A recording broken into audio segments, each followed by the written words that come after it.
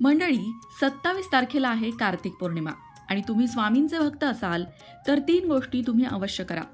या 3 गोष्टींनी आर्थिक समस्या दूर होतात, तसंच स्वामींची कृपा सुद्धा होते. पण त्या 3 गोष्टी कोणत्या आहेत? त्या 3 गोष्टींचं महत्त्व काय आहे? कार्तिक पौर्णिमेचं महत्त्व काय आहे? चला या सगळ्या प्रश्नांची उत्तरं जाणून घेऊया. पण त्याआधी चॅनलला सबस्क्राईब करा आणि आमच्या फेसबुक पेजलाही फॉलो करा. मंडळी, कार्तिक महिन्याची पौर्णिमा विशेष मानली जाते, खास मानली जाते. या दिवशी पवित्र नदीमध्ये स्नान करणं, दीपदान करणं अशा गोष्टी आवर्जून केल्या जातात. कार्तिक पौर्णिमेचं महत्त्व अनेक पौराणिक कथांमधूनही स्पष्ट करण्यात आले. याच पौर्णिमेच्या दिवशी स्वामींची 3 प्रकारे सेवा करायची. स्वामी समर्थांची शिकवण ही अतिशय सरळ, सोपी आणि भक्ती मार्गात सर्वांना सामावून घेणारी होती. स्वामी बुवाबाजीच्या विरोधात होते. स्वामींनी तत्वज्ञानाचा कधीही अवडंबर माजवलं नाही. स्वामी दयाळू आहेत, प्रेमळ आहेत, भक्तांवर भरभरून कृपा करणारे आहेत. आणि म्हणूनच स्वामी भक्तांनी स्वामींची कृपा मिळावी यासाठी या पौर्णिमेच्या दिवशी 3 गोष्टी आवर्जून कराव्या. त्या कोणत्या आहेत ते आता बघूया. स्वामींसाठी पौर्णिमेच्या दिवशी व्रत करावं. या व्रतामध्ये पौर्णिमेच्या दिवशी दिवसभर उपवास करावा आणि रात्री तो उपवास सोडावा. सात्विक भोजन या दिवशी घ्यायचंय. त्याचबरोबर उपवास सोडण्यापूर्वी दत्तगुरू आणि स्वामींचं दर्शन घ्यायचंय. त्याचबरोबर गुरुचरित्र, अवतरणिका, श्री गुरु लीलामृत पोथीचं अंशात्मक वाचन करायचंय. त्याचबरोबर स्वामींच्या आणि गुरुदत्तांच्या मंत्रांचा जप करायचा आहे. ते मंत्र याप्रमाणे आहेत. ओम गुरुदेव दत्त या मंत्राचा 21 वेळा जप करायचा आहे आणि ओम स्वामी ओम याही मंत्राचा 21 वेळा जप करायचा आहे. त्याचबरोबर अक्कलकोट स्वामींची स्तोत्र महात्म्य या दिवशी वाचायचं आहे. स्वामींची पंचोपचारे पूजा करायची. तुमच्या घरात जर स्वामींचा फोटो असेल तर या दिवशी स्वामींची व्यवस्थित पूजा करा. जमल्यास स्वामींना सात्विक नैवेद्य दाखवा आणि रात्री चंद्रदर्शनानंतरच उपवास सोडायचा. आता स्वामींसाठी जी सेवा आपण करणार आहोत म्हणजे पूजन, स्तोत्रपठण, मंत्रोपचार हे सगळं चंद्रोदयापूर्वी करायचं. आणि चंद्रोदय झाल्यानंतर स्वामींना नमस्कार करायचा, स्वामींना नैवेद्य दाखवायचा, चंद्राला नमस्कार करायचा आणि उपवास सोडायचा. आता या व्रताची फलश्रुती काय आहे? तर या व्रतामुळे आर्थिक समस्या दूर होतात आणि स्वामींची कृपा होते. हे व्रत तुम्ही कार्तिक पौर्णिमेला केलं त्यानंतर प्रत्येक महिन्याच्या पौर्णिमेला सुद्धा करू शकता जर तुम्हाला शक्य असेल तर. कारण पौर्णिमेची सेवा दत्त संप्रदायास विशेष लाभदायी ठरते. पौर्णिमा ही दत्तप्रिय तिथी असल्यामुळे, शिवाय ही वृद्धी म्हणजे वाढ करणारी तिथी असल्यामुळे या दिवशी स्वामींची सेवा नक्कीच विशेष लाभ देते. आणि म्हणूनच जर तुम्ही स्वामी भक्त असाल तर या कार्तिक पौर्णिमेला स्वामींचं हे व्रत नक्की करा. स्वामींसाठी ज्या गोष्टी करता येतील त्या करा. आता एक साधा प्रश्न आहे. त्रिपुरारी पौर्णिमा आणि कार्तिक पौर्णिमा यात काय फरक आहे? तर मंडळी, त्रिपुरी पौर्णिमा किंवा जिला त्रिपुरारी पौर्णिमा म्हणतात ती यंदा 26 नोव्हेंबरला आलेली आहे आणि कार्तिक पौर्णिमा ही कॅलेंडरमध्ये 27 नोव्हेंबरला दिसते आहे. आता याचं कारण काय? कार्तिक पौर्णिमा, त्रिपुरी पौर्णिमा ही एकच असते, पण मग अशी वेगवेगळी का दिसते आहे? तर याचं कारण असं आहे की पौर्णिमा ही आदल्या दिवशी म्हणजे 26 तारखेला दुपारी सुरू होते आणि पौर्णिमेची समाप्ती होतीये दुसऱ्या दिवशी दुपारी, अर्थात 27 तारखेला दुपारी.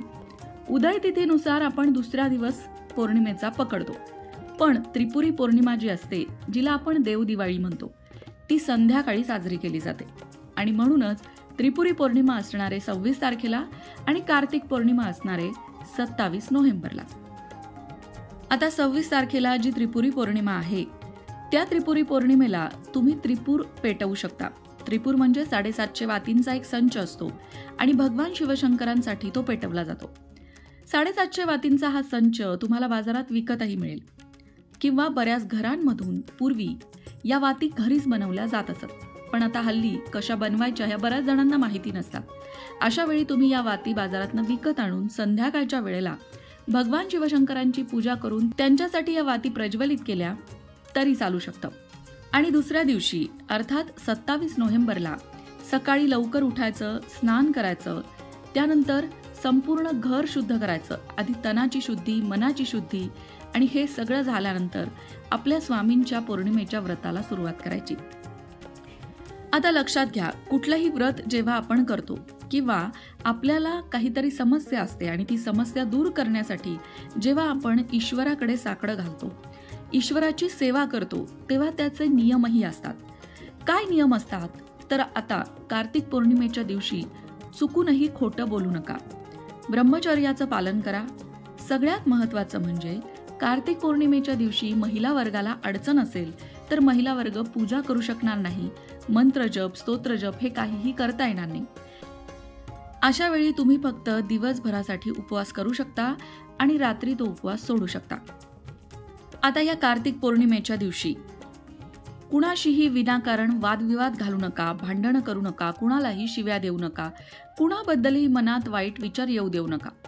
कारण की त्यामुळे आपली साधना क्षीण होते, आपली साधना कमी होते आणि मग साधनेचं योग्य ते फळ मिळत नाही. मग आपण म्हणतो मी पुष्कळ देवदेव करते पण मला त्याचं काहीच फळ मिळत नाही. तुम्ही देवदेव करताय पण इकडे दुसऱ्यांना नावं ठेवताय, उगाचच इतरांच्या कामामध्ये चुका काढताय, दुसऱ्यांबद्दल द्वेषभावना बाळगताय, तर तुमची साधना जी तुम्ही करता ती व्यर्थ जाते. तिचा काहीही फळ तुम्हाला मिळत नाही. अक्कलकोटचे स्वामी महाराज जरी भक्तांच्या हाकेला धावून जात असले तरी ते भक्तांच्या भक्तीची कसोटी सुद्धा बघतात. श्रद्धा, प्रेम, संयम, विश्वास आणि निस्वार्थता ही स्वामींची आवडती आयुधे आहेत. म्हणूनच स्वामी भक्त असाल तर स्वामीमय व्हा आणि मग बघा स्वामींचा कृपा आशीर्वाद आपल्याला नक्की प्राप्त होतो.